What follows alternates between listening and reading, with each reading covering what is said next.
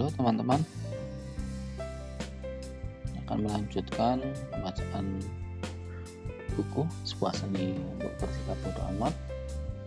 Kali ini di sebuah terakhir dari bab 7, prinsip lakukan sesuatu. Pada tahun 2008, setelah bekerja seharian penuh selama 6 minggu, saya keluar dari pekerjaan saya dan memulai suatu bisnis online. Pada saat itu, saya benar-benar buta akan apa yang akan saya kerjakan. Tapi saya tahu, andai kata saya bangkrut dan berakhir menyedihkan, setidaknya saya bekerja sesuai keinginan saya. Dan ketika itu, yang saya pedulikan hanya mengejar-ngejar wanita. Jadi persetan, saya memutuskan untuk memulai sebuah blog tentang kehidupan kencan gila saya. Pagi itu, begitu saya bangun tidur, sebagai seorang wira swasta, saya segera disergap rasa ngeri. Saya mendapati diri saya duduk di depan laptop dan menyadari untuk pertama kalinya bahwa saya sepenuhnya bertanggung jawab atas semua keputusan saya. Demikian pula dengan konsekuensi dari keputusan itu. Saya bertanggung jawab mengajari diri saya sendiri desain web, pemasaran internet, optimasi mesin mencari, dan topik esoterik lainnya.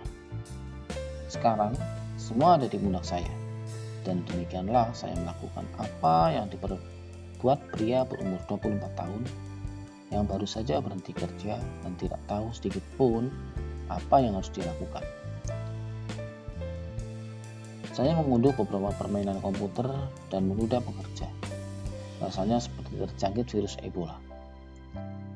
Setelah minggu demi minggu berlalu dan rekening bank saya berubah dari hitam menjadi merah, jelas saya perlu membuat semacam strategi untuk memaksa diri saya bekerja 12-14 jam sehari untuk memulai bisnis saya.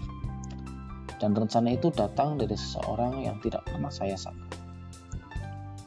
Saat masih SMA, guru matematika saya, Mr. Packwood, selalu berkata, jika kalian berhenti dari satu soal, jangan duduk saja dan hanya memikirkan hal itu. Mulailah mengerjakannya. Bahkan jika kalian tidak tahu apa yang akan kalian lakukan, satu tindakan sederhana, yaitu mulai mengerjakannya, pada akhirnya akan membuat beberapa ide yang dapat muncul di kepala Anda. Selama periode kerja mandiri itu, ketika saya berjuang dengan keras setiap hari, tanpa petunjuk apa yang harus dilakukan disertai rasa ngeri dengan hasilnya atau segala kekurangannya, saran Mr. Packwood mulai memanggil-manggil saya dari relung benak saya. Itu terdengar seperti sebuah mantra. Jangan hanya duduk-duduk, lakukan sesuatu, jawaban akan muncul. Saat menerapkan saran Mr. Packwood, saya mempelajari sebuah pelajaran yang luar biasa mengenai motivasi. Perlu 8 tahun hingga pelajaran ini benar-benar tercerna. Namun, dari apa yang saya temukan dan selama jangka waktu itu, bulan-bulan yang melelahkan meluncurkan produk saran yang mengandung tawa, malam-malam yang tidak nyaman di atas sofa teman saya, rekening bank yang mulai minus, dan ratusan hingga ribuan kata yang telah ditulis. Sebagian besar tidak pernah dibaca, mungkin menjadi hal paling penting yang telah saya pelajari dalam hidup saya. Tindakan bukan hanya efek dari suatu motivasi. Ini juga menjadi penyebab suatu motivasi.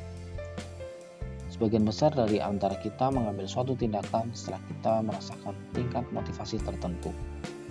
Kita merasakan suatu motivasi hanya ketika kita merasakan inspirasi emosional yang cukup. Kita bisa asumsikan langkah-langkah tersebut terjadi dalam semacam rantai reaksi singkat. Seperti ini. Inspirasi emosional, lalu motivasi, lalu aksi yang diinginkan. Jika Anda ingin memutuskan sesuatu, namun merasa tidak termotivasi atau terinspirasi, maka Anda berasumsi kalau diri Anda payah. Tidak ada yang bisa Anda lakukan mengenai hal ini. Tidak hingga suatu peristiwa besar terjadi. Lalu Anda berhasil mengumpulkan motivasi yang cukup untuk bangkit dari sofa dan melakukan sesuatu. Sejatinya, motivasi bukan saja reaksi 3 rantai, namun lingkaran setan. Inspirasi, motivasi, aksi, inspirasi, motivasi, aksi, dan seterusnya. Aksi atau tindakan Anda menciptakan reaksi dan inspirasi emosional yang lebih jauh dan terus berlanjut untuk memotivasi aksi berikutnya. Dengan memanfaatkan pemahaman ini, kita sebenarnya dapat mengubah ulang orientasi pola pikir kita dengan cara berikut. Aksi, inspirasi, motivasi. Jika Anda kurang motivasi untuk membuat suatu perubahan dalam hidup Anda, lakukan sesuatu, apapun itu. Sungguh. Kemudian manfaatkan reaksi dari aksi tersebut sebagai cara untuk mulai memotivasi diri Anda sendiri. Saya menyebut ini prinsip lakukan sesuatu. Setelah menerapkan ini pada diri saya sendiri untuk membangun bisnis saya mulai mengerjakannya. Kepada para pembaca yang datang kepada saya karena kebingungan dengan pertanyaan PCR mereka sendiri. Bagaimana melamar suatu pekerjaan, atau bagaimana mengatakan kepada laki-laki itu kalau saya ingin menjadi pacar saya. Dan semacam itu. Dalam 2 tahun pertama, saya menerapkan ini untuk diri saya sendiri. Minggu-minggu berlalu tanpa banyak pencapaian. Tidak lain karena saya cemas dan stres mengenai apa yang harus saya lakukan. Dan terlalu mudah untuk menunda semuanya. Meskipun demikian, saya cepat belajar dan memaksa diri saya untuk melakukan sesuatu. Bahkan pekerjaan yang paling rendah, dengan cepat membuat pekerjaan yang lebih besar terlihat lebih mudah. Jika saya harus mendesain ulang seluruh situs web, saya akan memaksa diri saya untuk duduk dan berkata, "Oke, saya akan mendesain header-nya sekarang." Namun setelah itu selesai, saya mendapati diri saya beranjak ke bagian situs yang lain. Dan sebelum saya menyadarinya, saya akan merasa berenergi dan terlihat dalam proses tersebut. Pengarang Tim Ferriss menghubungkan sebuah kisah yang pernah didengarnya mengenai seorang novelis yang telah menulis lebih dari 70 novel. Seseorang bertanya kepada sang novelis bagaimana dia mampu menulis secara konsisten dan tetap terinspirasi serta termotivasi. Dia menjawab, 200 kata yang kacau parah setiap hari, cuma itu. Idenya adalah bahwa jika dia memaksa dirinya sendiri untuk menulis 200 kata yang buruk sekalipun, itu akan lebih menginspirasi untuk menulis. Dan sebelum dia menyadarinya, dia telah menulis ribuan kata dalam 1 halaman. Jika kita mengikuti prinsip lakukan sesuatu, kegagalan terasa tidak penting. Ketika standar kesuksesan hanya melakukan sesuatu. Ketika setiap hasil dianggap sebagai sebuah kemajuan dan penting, inspirasi dilihat sebagai sebuah imbalan ketimbang suatu persyaratan, kita mendorong diri kita lebih maju. Kita merasa bebas untuk gagal.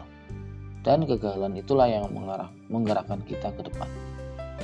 Prinsip lakukan sesuatu bukan hanya membantu kita saat kita tergoda untuk menunda suatu pekerjaan. Namun, ini juga menjadi bagian dari proses mengadopsi nilai-nilai baru. Jika Anda ada di tengah-tengah badai eksistensial dan segalanya terasa tak berarti, jika semua cara yang Anda gunakan untuk mengukur diri Anda sudah hampir habis, dan Anda masih tidak punya bayangan apa yang akan terjadi kemudian. Jika Anda menyadari kalau Anda telah melukai diri Anda sendiri dengan mengejar mimpi palsu, atau jika Anda tahu bahwa ada beberapa ukuran yang lebih baik untuk menilai diri Anda, tapi Anda tidak tahu yang mana, jawabannya sama, lakukan sesuatu. Sesuatu itu bisa saja berupa tindakan yang paling kecil di antara yang lainnya. Ini bisa apa saja. Akui saja kalau Anda brengsek dalam semua hubungan yang telah Anda jalani. dan Anda ingin mulai mengembangkan belas kasih yang lebih besar untuk orang lain, lakukan sesuatu, mulai dari yang sederhana. Buatlah suatu target seperti mendengar problem seseorang dan luangkan waktu Anda untuk membantu orang tersebut. Lakukan itu sekali lagi, atau berjanjilah pada diri Anda bahwa Anda akan menganggap Andalah akan masalah Anda sendiri. Andalah akan masalah Anda sendiri. Jika di lain kesempatan Anda merasa kecewa, coba saja suatu ide dan lihat bagaimana rasanya. Kadang itulah yang perlu dilakukan agar bola salju menggelinding. Tindakan diperlukan untuk menginspirasi motivasi agar tetap ada. Anda bisa menjadi sumber inspirasi Anda sendiri. Tindakan selalu ada dalam jangkauan Anda, dan cukup dengan menggunakan ukuran melakukan sesuatu untuk menilai kesuksesan Anda. Maka kegagalan pun akan mendorong Anda maju ke depan. Demikian keseluruhan pembacaan bab 7. Yang selanjutnya kita akan menuju bab ke-8. Tentu akan saya bacakan di video berikutnya. Oh ya teman-teman, jika teman-teman mau mendukung channel ini, silakan subscribe, like, dan berikan komen jika teman-teman memiliki sebuah buku rekomendasi yang bagus untuk dibacakan. Silahkan jangan ragu-ragu, tulis saja di kolom komen. Bagi teman-teman yang ingin mengkritik atau memberi saran untuk kebaikan ke depan, silahkan tulis di kolom komen. Jika terasa video yang saya audiobook ini kurang baik, boleh di dislike untuk evaluasi diri saya sendiri dan tim. Namun jika teman-teman sudah setuju dengan video ini, silahkan di like. Terima kasih atas perhatiannya. Selanjutnya akan saya bacakan bab ke-8.